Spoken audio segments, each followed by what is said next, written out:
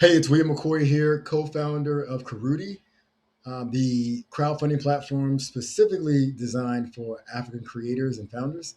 So today we're going to be talking about something that I've gotten a lot of questions about from founders and creators is that what should the pitch deck look like and how do you create a solid 5 minute pitch deck, which is about as much time as you need or have with an investor before they want you to go into the demo of your product or have questions. So I've raised over $2 million over the course of the last, I would say, 4 years of me founding companies or creating companies. And so these are the things that I've picked up along the way. So I'm going to share the screen now with you guys.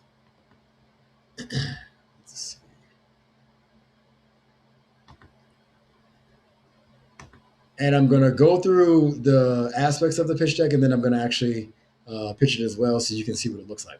So one of the most important things is, and a lot of founders don't take this into consideration, but you want to make sure that the font is very, very clear on the pitch deck. What I mean by that is that you don't want to use cursive font or font that is digital or anything else that may turn off or may be hard to read. The next part of it is that you want to make sure that the font is large enough. As you can see here, we're using about a 34-point font for this presentation. And so that allows whoever is looking at that to see that very, very clearly and read whatever it is that you're trying to relay. Investors or anyone else will have a tough time reading whatever it is on your deck if the font is smaller than that. And typically, what that leads to is them trying to listen to you, and then they're going to miss a lot of aspects that you're trying to relate to them. And a lot of times, it just releases the frustration on their part, and so they kind of zone out. The next part of it that you will notice is that the words on here are no more than maybe about 20 words, right? And that is because that is about the most that people can process when they're looking at something, especially while you're talking at the same time and presenting. And that it is succinct. It gives both a problem and a solution very, very clearly on this deck, this first slide. And the title goes along with the premise and the conclusion that we're trying to state. So you want that premise and conclusion to be very, very clear, both in the title and then both in the actual statement. Now, we've done another video about this. If you ever are like, hey, well, how do I got all these words, I wanted to describe it. How do I get it down to 20 words? It's getting really difficult for me. Literally put everything that you have that you would typically put on a deck that you're trying to describe to somebody who is interested, and then put it into Chat GPT or one of the other LLMs and tell it to reduce it for you, and to make it a premise and conclusion statement that's very clear. So this one is our problem and solution all on one page, because as soon as the investor sees this, they say, okay, cold storage waste, energy products, cold chain, and then you can talk and describe whatever it is. The next thing is that you want to time yourself with these. You want to make sure that you're no more than about a minute, maybe a minute and 15 seconds per slide, because again, you want to keep it within that 5 minute time frame. I've been in presentations where they give you exactly 5 minutes, and they will literally cut you off no matter where you are in the deck if you go past that 5 minutes. And that also preaches to the investors at that point. Now you're behind the eight ball, because now they're looking at like, well, you weren't prepared to come here with the time frame and restraints in mind. Totally understand that you want to try to get out everything, but you will give that investor time. Typically, those investors or whoever it is have time to ask questions after your presentation. You want to keep this presentation right around 5 minutes. So next, when you go through, again, you're talking about the problem solution and market size. You want to go through the team, and then you want a conclusion, calls to action, and a thank you.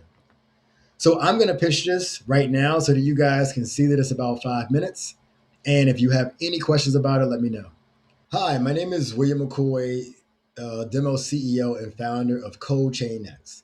And at Cold Chain X, we are a phase change cooling, Internet of Things control systems with cold storage energy that reduces energy costs and prevents storage up to 30%. The problem is that cold storage loses about 8 to 12% to product and temperature excursion every single month, including high costs on energy bills.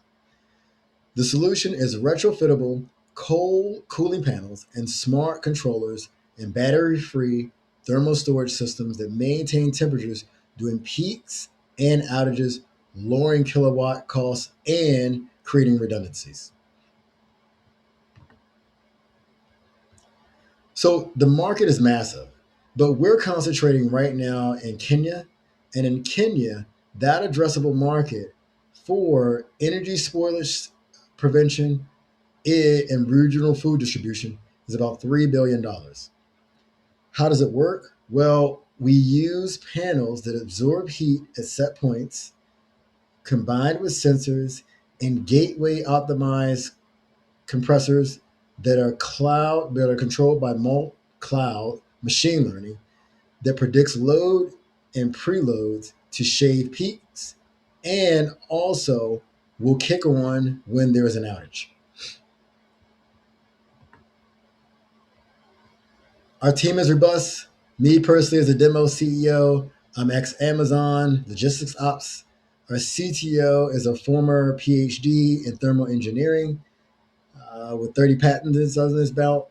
Our COO is an industrial real estate and supply chain expert. And then our advisors are from companies like Carrier and also USDA. So our business model is simple.